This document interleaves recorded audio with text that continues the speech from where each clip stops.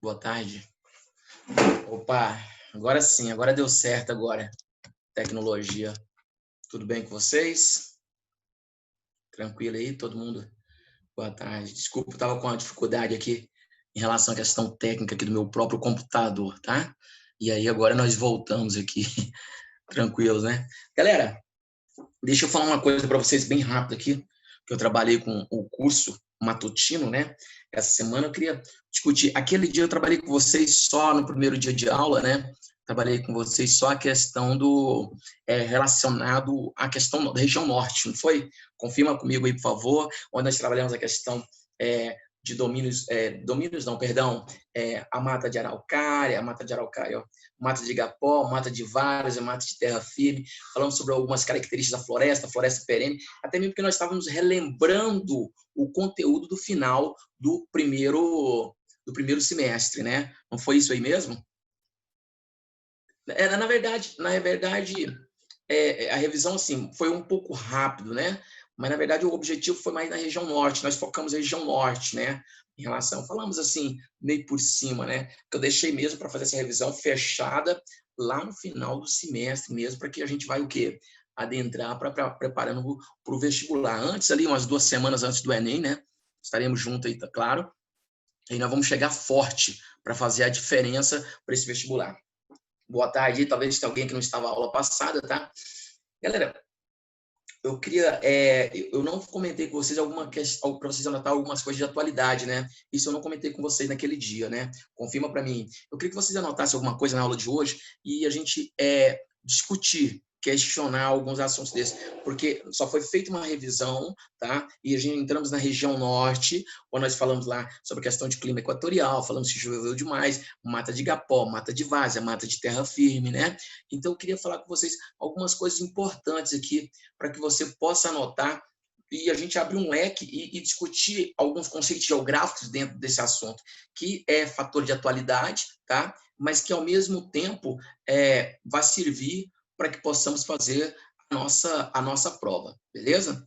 Então, vamos aqui rapidinho. Eu vou falando os assuntos aqui, você vai anotando, né? Algumas atualidades, talvez você também já até vem falando sobre esse contexto, né? Já há muito tempo, tá? Galera, um fator que eu quero que você anote aí, que é importante para a gente comentar e discutir, e pode ser um tema de redação, beleza. Pode ser um tema de redação, mas não só de redação, mas dentro do contexto geográfico, o Enem pode trabalhar nessa linha, tá? Nós temos aí, galera, a questão da educação no Brasil. Eu quero que você coloque isso aí como uma palavra-chave. Educação no Brasil, tá? Educação no Brasil, tá? De que maneira podemos trabalhar a questão da educação no Brasil em relação ao contexto geográfico, né? De várias maneiras, tá? Uma delas está relacionada a essa disparidade da educação no Brasil em relação à questão das regiões do Brasil, né? Primeiro, se você for pegar o processo histórico da educação do Brasil, a educação do Brasil ela não era para todos, né? E até hoje, se a gente for fazer uma análise crítica em relação à questão da educação no Brasil, ela não é para todos, né? A educação no Brasil, ela é bem, tipo assim, o termo que eu queria falar que fugiu da minha cabeça aqui, bem selecionada, tá ligado à questão do poder o quê? Aquisitivo, né? Nós sabemos também que em relação à questão da educação, ela serve para medir a questão do IDH, né? Você puxa uma seta aí nessa palavra aí, educação no Brasil, você puxa então, IDH, Índice de Desenvolvimento Humano, é um outro fator importante para relembrar e levantar esse processo da educação no Brasil. A palavra-chave é educação no Brasil, tá? E nós estamos fazendo o quê? Um processo de levantamento que pode cair no vestibular em relação à questão da educação do Brasil, tá? Então, nós temos disparidades, né? Eu falo de uma região central, eu falo de uma região interiorana, né? E mais do que nunca, isso está sendo mostrado nesse momento de pandemia, tá? E aí o aluno tem que estar esperto, né? Tem que estar ligado à questão de leitura, questão de reportagem, como é exatamente, obrigado aí, elitizada, a educação do Brasil é elitizada, né? como é essa educação, como está sendo essa educação feita. Eu não sei se eu comentei a aula passada para vocês, um tema de redação pode estar muito ligado a isso que nós estamos mexendo todo dia, né? Essa aula à distância, é a questão da internet, eu comentei isso com vocês, então fica esperto em relação a isso. Como está sendo feita essa educação, né? Se ela está tendo um proveito muito grande ou não, em relação à questão das pessoas que não têm acesso à internet, né? Os excluídos digitais, né? Esse excluído digital a gente pode, você colocou aí, coloca uma setinha aí na Educação Brasil, excluídos digitais, pode, olha isso aqui, tanto que é importante, excluído digital não está ligado só à questão da situação da educação no nosso momento que nós estamos vivendo. O excluído digital está na questão do dinheiro, de R$ 600 que ele não tem acesso a pegar, porque talvez aquele não tenha nem celular para pegar o dinheiro, né? Então, nós temos que ter essa visão do que é e a situação da educação do Brasil que nós estamos vivendo hoje. Beleza? Em relação a esse contexto. Sabemos que o Brasil deu um grande salto, tá? O Brasil deu um grande salto nas últimas décadas, nos últimos 20 anos, em relação à questão do desenvolvimento, né? Ele ainda não está no nível bom, beleza? No nível de país desenvolvido, mas ele está caminhando, tá? Só que isso, galera, são números, são dados e números, mas não significa que o qualitativo acompanha o quantitativo. Porque se você pega outro fator importante para uma prova, que nas últimas 2 décadas, houve uma diminuição da evasão escolar no Brasil. Mas essa diminuição da evasão escolar no Brasil, ela se deve ao quê? A um Bolsa Família, né? Um Bolsa Escola. Um investimento onde, para você receber essa verba, você tem que manter seu filho na escola. Então, o governo, para subir em relação aos dados, para diminuir a evasão escolar e mostrar isso para o mundo, para aumentar um dos fatores que serve para aumentar o seu IDH, ele paga, né? Para aumentar a expectativa de vida, alguns remédios são dados, entre aspas, de graça, farmácia popular, beleza? Então, é quantitativo, não significa que é a mesma, tá ligado? É o qualitativo, né? E, ao mesmo tempo, nós temos aí exemplos de países que investiu em educação, porque investir em educação, o aluno tem que ter isso na cabeça, investir no próprio país, investir no próprio desenvolvimento, próprio crescimento. Nós temos o exemplo do Japão, né? Hiroshima e Nagasaki, 2 bombas atômicas, 75 anos, joga a bomba, depois de 20 anos, o Japão é a segunda potência mundial. E qual que é o segredo? Investir em educação. Você tem uma China que não para de investir na educação. O desenvolvimento da educação da China, ele vem crescendo de uma maneira desenfreada, assim, uma coisa louca nos últimos 20 anos. A Índia investe muito em educação. Nós temos países aqui na América do Sul, Chile, investe muito em educação, né? E nós já falamos aqui em outro momento, investir em educação no Brasil é dar um tiro no pé, tá? Algum comentário, alguma pergunta, alguma coisa que você quer colocar para enriquecer o nosso conhecimento aqui? Exato, né? Em relação à questão, um fator interessante, né? Ainda tem esse fator, né? Nós não somos de uma cultura de leitura no Brasil, né? Se a gente perguntar aí quantos livros, teve gente aí que talvez leu 1, 2, 3, enquanto a maioria não leu nenhum livro. Não foi só esse ano, já tem muitos anos que não leu um livro, né? Também pela questão da correria, o tempo, né? O seu WhatsApp, o seu Instagram não deixa. Então, nós temos esse problema. E o preço, muito caro o livro no Brasil, né? É muito caro mesmo. E não tem essa cultura da leitura, né? Igual os outros países. Não são todos, né? Eu vejo uma geração que está vindo aí, essa geração aí que está vindo, que é a geração de vocês, a galera abaixo de vocês, é uma geração talvez um pouco acima de vocês, 3, 5 anos a mais de vocês também.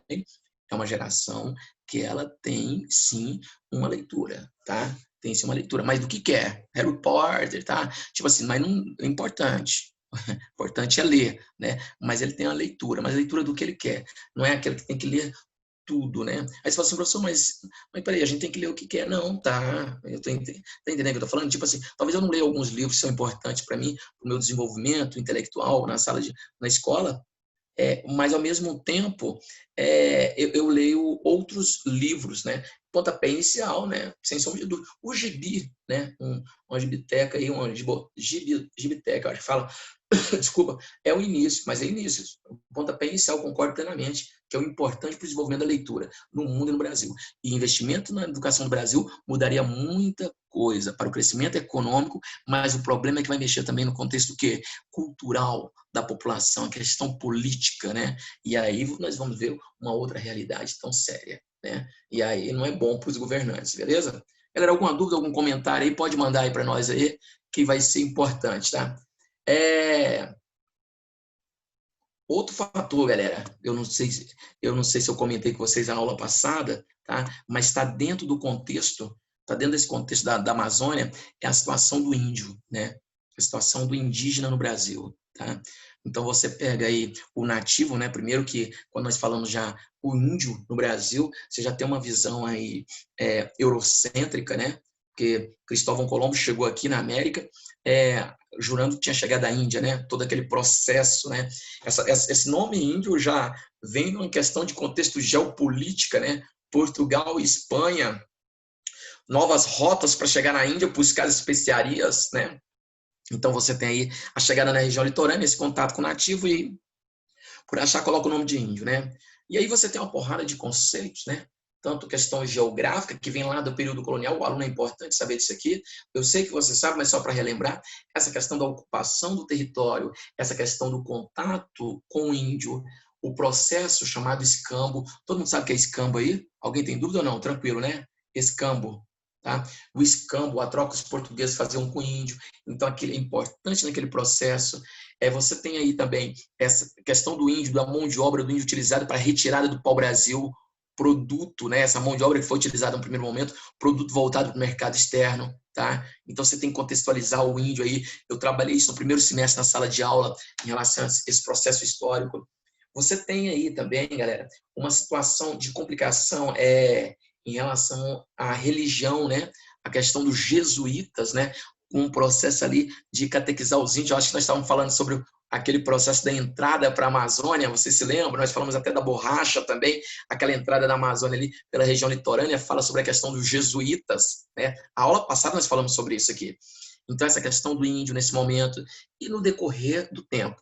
Então, você tem uma imagem do mapa do Brasil na sua mente, todo mundo tem um mapa do Brasil mental, né? Então, você tem esse índio na região litorânea, e com o passar do tempo, com o desenvolvimento, né? Com a ocupação daquele território por outras pessoas também, você tem também essa marcha para o oeste do índio. O índio, né? Ele começa a adentrar para o interior, né? Então, você vai ver, em cada processo da economia, você vai ter o índio no pau-brasil, na cana-de-açúcar, você vai ter o índio nesse processo aqui da mineração, né? Então, essa entrada para o interior do Brasil, nós temos aqui tínhamos aqui a tribo chamada Avacanoeiro, que praticamente foi extinta, né? E andando cada vez para o interior. Quanto mais ao desenvolvimento, quanto mais o processo, mais entra-se para o interior. Então, você tem aquela marcha para o oeste, aqui para a região central, no primeiro momento, lá da mineração, e você tem uma marcha para o oeste que é um problema muito sério, e esse momento já apresenta um pouco ali no filme Xingu, tá? Se você não assistiu aí, eu acho que eu já comentei em outro momento, se não assistiu, assista Xingu. Essa entrada, né? Os irmãos Vilas Boas, é importante você ler quem foi esse cara, cai em prova de vestibular, os irmãos. Então você vai ver essa entrada para o interior do Brasil, né? Esse processo. E você vê hoje o índio, né? A condição da população indígena hoje, né? Principalmente nessa situação, desse atual momento, o atual momento que eu falo do governo, né? Onde onde você não vê leis, né? Voltadas para preservar, né? Nós temos ali a FUNAI, Fundação Nacional dos Índios, né? Que tem o papel de proteger os índios, não proteger só os índios, mas proteger também a questão cultural da comunidade indígena, né? Então você tem ali, anota aí FUNAI, por favor, também, dá uma pesquisada na história da FUNAI, tá? Vê o que a FUNAI já fez de diferença, tá? Então é importante esse índio. E aí você tem ali, galera, aí a questão de prova, uma questão de prova de vestibular. Você tem ali no norte do Mato Grosso uma área muito forte do conflito de fazendeiros e comunidade indígena. Por que ali? Galera, expansão da agropecuária. Ali no norte do Mato Grosso, galera, é a cidade, essa é a área que mais produz soja no Brasil. Tá entendendo? então produzem uma área mais produz soja, claro que vai ter um objetivo de cada vez mais o quê? Se expandir naquela área. E se eu tenho um objetivo de expandir mais naquela área, eu vou ter o quê? Conflitos com a comunidade indígena, tá? E aí você vê o estado de braços o quê? Cruzados em relação a esse contexto, a não tomando nenhuma decisão em relação à situação para que possa melhorar a vida da comunidade indígena, beleza? Infelizmente, é isso que acontece. O aluno tem que fazer essa leitura. Você talvez não vai prestar só Enem, você vai prestar outros vestibulares. Eu já comentei com vocês, o Enem, então, sempre trabalha a questão do quê? Dos menos favorecidos, e a comunidade indígena é um fator desse, tá? Você lembra que o governo, quando entra no poder, falou que ia facilitar a vida para que surgisse garimpos dentro de comunidades indígenas, que até o índio poderia garimpar. Né? E você sabe que isso leva à questão de conflitos, né? Não só conflitos, mas choques culturais, leva doença para a comunidade indígena. É um problema muito sério que o índio vive hoje no Brasil por falta de apoio, né, pelas políticas governamentais. Tranquilo? Alguma pergunta? Alguma coisa para falar sobre isso aqui? Alguma coisa para complementar esse fator que eu pedi para vocês colocar aí? A situação indígena no Brasil é o outro fator que eu pedi para colocar, né? E Oi? a terra não é do índio, tipo, é do Brasil. O índio não pode vender para outra pessoa garimpar. É para eles manter a cultura deles. É exato. Quem falou aí? Camille. Camille, você falou certinho. O índio não tem terra, né? Na verdade, a terra é da União, né? Ali é só para manter a cultura. Mas, na verdade, ele não vai vender a terra. Ele fala assim, que até o índio pode garimpar na sua terra. Ou seja, é abrir garimpo, os pequenos garimpos em reservas indígenas para pessoas de fora virem garimpar. E que até o índio poderia garimpar, né? Ou seja, é o direito dele, se é ele que está ali, né? Só que você falou, foi bem lembrado, a terra, a Camille lembrou que a terra não é do índio, o índio não tem terra. O dia que morreu o último índio, a terra, a terra volta para a União, tá? Galera, aí vem um monte de discussão. Professor, mas o índio, a gente até comentou isso em outro momento em sala de aula, professor, o índio é vagabundo, o índio é mala, não sei o quê, o índio gosta de dinheiro. Galera, a parada é o seguinte, nós estamos em 2020, século XXI, tá? E quando o pessoal discute, fala comunidade indígena, quer falar de índio, ele fala de índio, mas ele fala do índio como se o índio tivesse 1500, tá? Aquele índio que está com a flecha na mão caçando. Galera, esse índio não existe mais. Nós estamos no século XXI, entendeu? Você quer um telefone da Maçã Comida? O índio também quer. Você quer andar de Hilux? O índio também quer. Entendeu? Então é diferente. Não estou falando daquele índio do século. E ele sofreu um processo de extermínio da sua cultura. Né? Lembra que eu já falei aqui em outro momento? Ele sofreu um processo chamado etnocídio, extermínio cultural de um povo. Tá? Então você tem que ter isso na sua cabeça. Houve um processo de transformação. Ele tem uma visão diferente, tá? Ele não quer plantar, ele quer comida para comprar comida lá para alimentar. Então é um processo totalmente diferente, entendeu? Deixa eu dar uma continuidade aqui, que eu falo muito, né, galera? Desculpa aí, falando muito. Ai, ai. Falo demais, já dá conta. Galera, uma outra questão que o aluno tem que estar ligado também, né, importante, é o fator do porte de armas, né? O porte de armas é um fator que é um problema seríssimo, né, galera? Tem a galera que apoia, tem outra galera que vê diferente, né? Então, mas que nós temos que ter uma visão em relação a essa questão da liberação do porte de armas, né? Que vem de maneira não tão lenta, né? Como outros processos, a questão dessa liberação.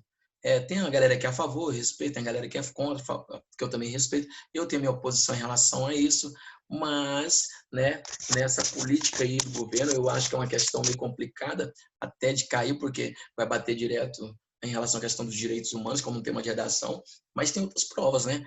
Nós temos outras provas que podem trabalhar sobre a questão do fator dessa legalização do porte de arma. E aí você tem, né, tem que ter a leitura dos dois lados, mesmo você tendo a sua posição, eu sou contra, eu sou a favor, né, em relação a esse fator, tem uns que falam assim, eu tenho que ter o meu direito de me defender, assim, né, cada um, igual eu estou falando, cada um tem a sua visão, né, e, eu tenho o direito de me defender, esse processo aqui é complicado, vai gerar mais violência, né, não, mas os bandidos estão armados, nós temos que ter uma leitura, né, um apoio bem legal para tentar está preparado para o vestibular, caso venha cair uma questão dessa. Muito difícil, mas é uma questão atual, tá? Está nos dias atuais e é uma polêmica muito grande, né?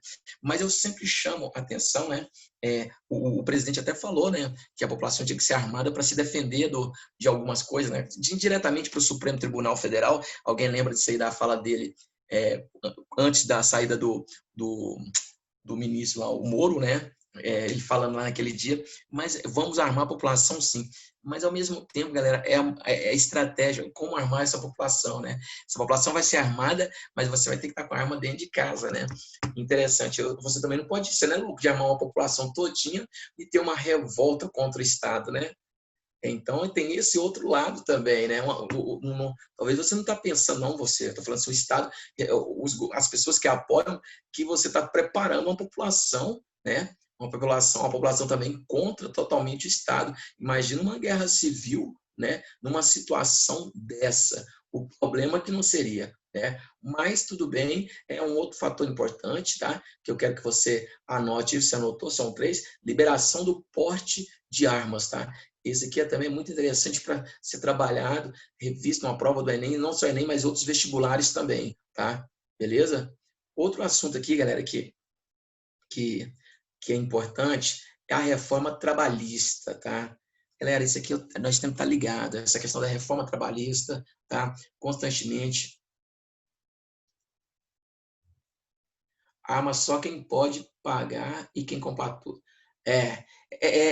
Deixa eu ver aqui, só quem comentou aqui, desculpa aqui, deixa eu só ver aqui quem comentou aqui, que eu quero fazer um comentário em cima aí, foi massa a sua fala aí, acho interessante, Camille, né?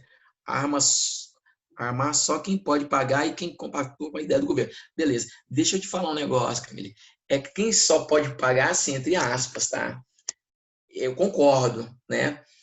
Mas, ao mesmo tempo, tem um fator interessante, que vai ter uma parte da população que, mesmo não dando conta, eu vou dividir em 2 vezes para ter uma arma, né?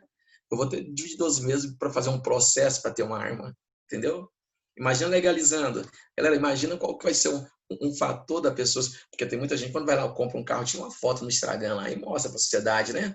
Mas agora vai ter um monte de gente tirando a minha primeira arma. Na verdade, não tem no meu primeiro carro, minha primeira moto, minha primeira arma, né? Ou então postando lá o documento que eu tirei lá, legalizando a utilização de arma por mim. Então é complicado. Então, tipo assim, é só quem tem grana, sim, né? Mas muita gente também que não tem vai fazer das tríplices corações para ter uma arma, como também faz das tríplices corações para ter o celular da maçã comida. Beleza? Me perdi aqui que eu ia falar. Ah, beleza.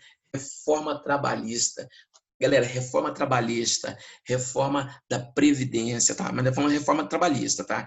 Essas transformações nos direitos trabalhistas, você tem que estar ligado. Eu não estou falando nem no momento da pandemia, tá? Isso aqui é um outro debate. Estou falando antes da reforma trabalhista, entendeu? A reforma dentro do contexto, girando na frente lá, indiretamente, tem a reforma da Previdência, a questão da aposentadoria. Todo esse processo o aluno tem que estar ligado, né? E não só no que está acontecendo agora, mas ele tem que ter o apanhado histórico, né?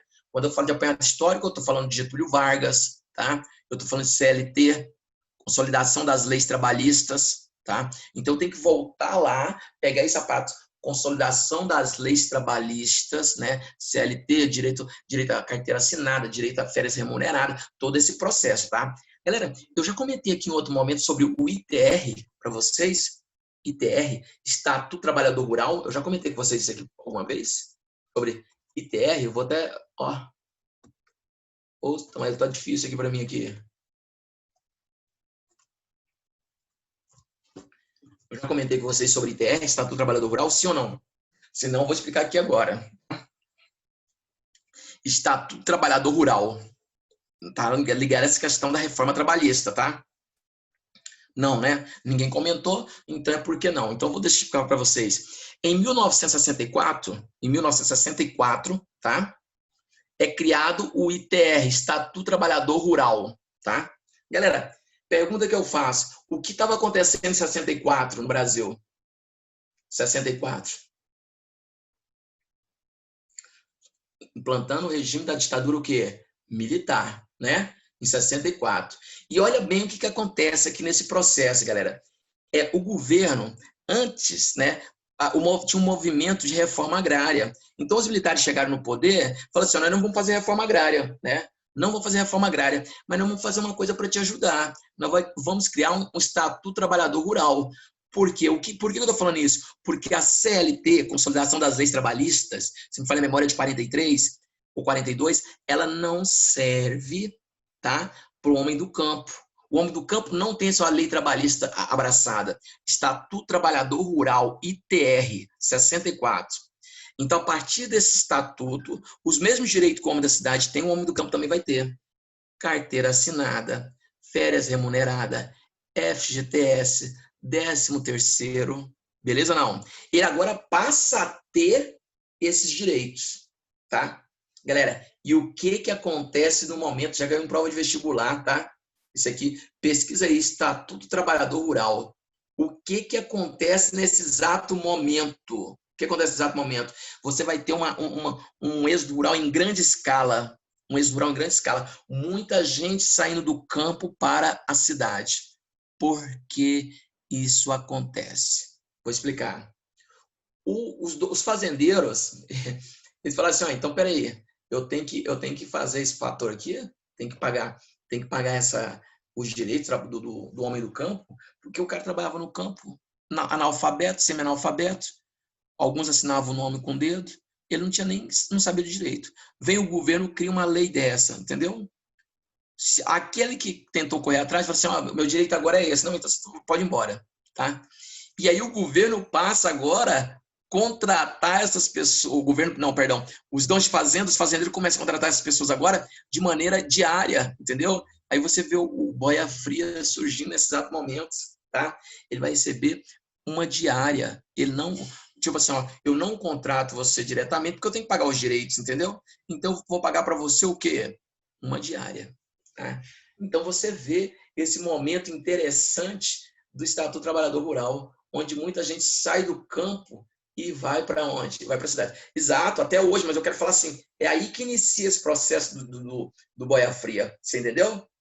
Então você vai ver muita gente saindo do campo e indo para a cidade em busca, né, devido a essa questão da falta de emprego, tá?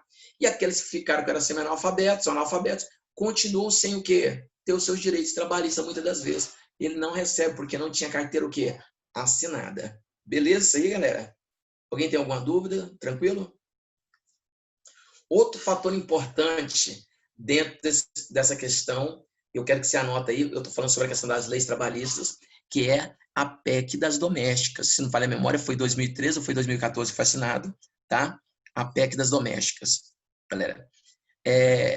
Você coloca a PEC das domésticas aí, e quem não assistiu, por favor, assista um filme nacional perfeito, que representa a doméstica brasileira. Que horas ela volta, né? E você vê uma coisa absurda da situação no Brasil, né, galera?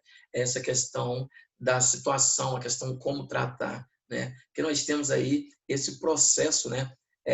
Imagine vocês, tanto que a lei da PEC das domésticas é considerada a lei áurea do século XXI, tá? Porque só agora que a empregada doméstica vai ter direitos trabalhistas. A CLT é assinada na década de 40, mas ela não entrava na questão da lei, o quê? Nos direitos trabalhistas. Não é que não entrava, as pessoas não faziam conta, não tinha interesse, né? Então foi obrigada agora, se ela morar na casa, ela tem que ter o direito, o adicional noturno, tá entendendo? Assista esse filme, Que Horas Ela Volta, quem assistiu, né? Vem esse processo. Exatamente. Aí, isso aí falou tudo, né? E aí eu vou chegar além disso aqui, tá? Aí ela vira o quê? Diarista, né? Manda ela embora, porque eu tenho que pagar os direitos, e agora ela é diarista. A mesma coisa que aconteceu com os boias frias, né? Galera, aí vem uma parada, você vai ficar de cara. Naquele momento, que eu acho 2012, eu falei 2013 é 12 ou 13, desculpa, tá? Eu falei 13, 14 é 12 ou 13. Naquele momento que assinada a PEC das domésticas, começa a surgir um movimento muito louco em São Paulo, galera. Saiu na época na Folha de São Paulo, falando de pessoas, moradores de São Paulo, até de alto poder aquisitivo, contratando mulheres das Filipinas que estavam no Brasil de maneira ilegal, né? Se você é ilegal, você não tem os seus direitos, você não tem um documento do Brasil, você não tem os seus direitos assistidos, né?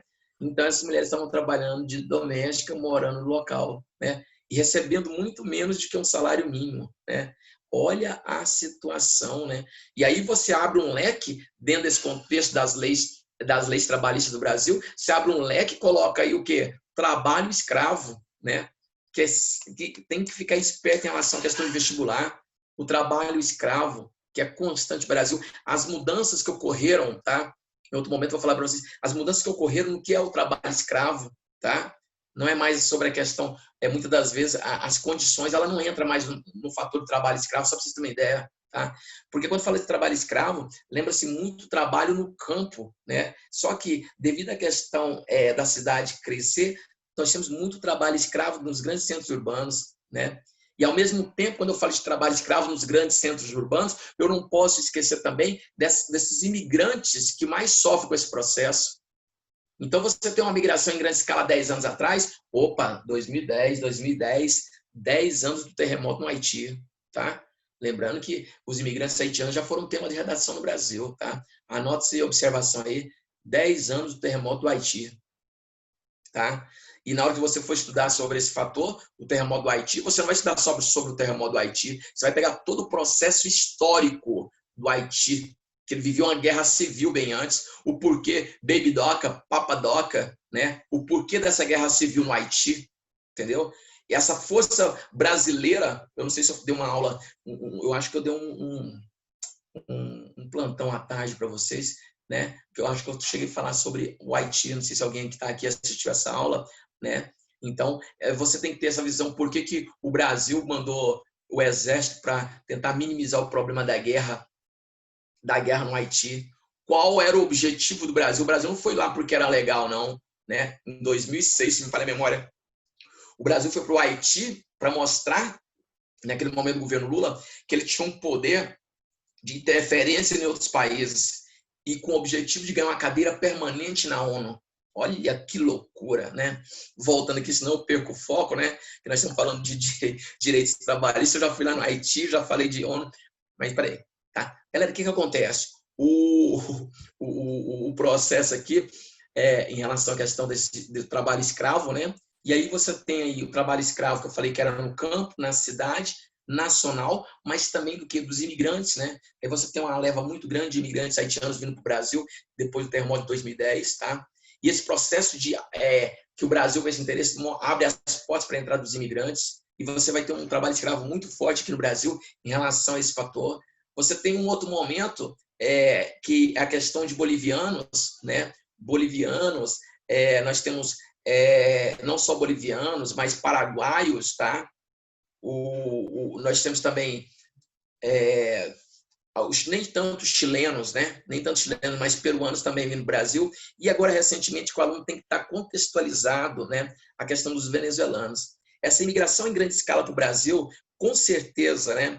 Ela facilita um processo, infelizmente, de um trabalho escravo. Vem cá, você não tem emprego? Então trabalha para mim. O salário mínimo é mais de R$1.000, mas você vai trabalhar para mim por R$400. Eu estou te dando todo o apoio, né? É mais ou menos assim, se você correr, o bicho pega, se ficar, o bicho come. Eu tenho que me atender a essas situações. E não tem ninguém para reclamar, me recorrer em relação de um Ministério do Trabalho, né? Um local de trabalho que vai me proteger. Porque eu não tenho um documento do Brasil. Eu vivo de maneira ilegal, né? Então, nós estamos no trabalho escravo em grande quantidade, beleza? Infelizmente, é isso que acontece no decorrer devido a esses processos aí, tá? Então, não esqueça essa questão do fator do trabalho, né? É importante o aluno entender essa questão das leis trabalhistas. Alguma pergunta, algo para colocar aí mais para nós aí? Alguma pergunta ou não?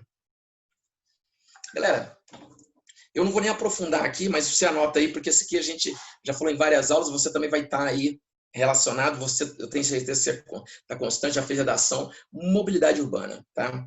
Mobilidade urbana, dentro do contexto geográfico, como em relação à questão, a cidade cresce muito rápido, uma população muito grande, e essa questão da dificuldade de deslocamento nos grandes centros urbanos. Deslocar na cidade fica caro, tá? Deslocar na cidade fica caro. E essa questão de deslocar se tornar caro, ela faz com que o espaço geográfico também se torne caro.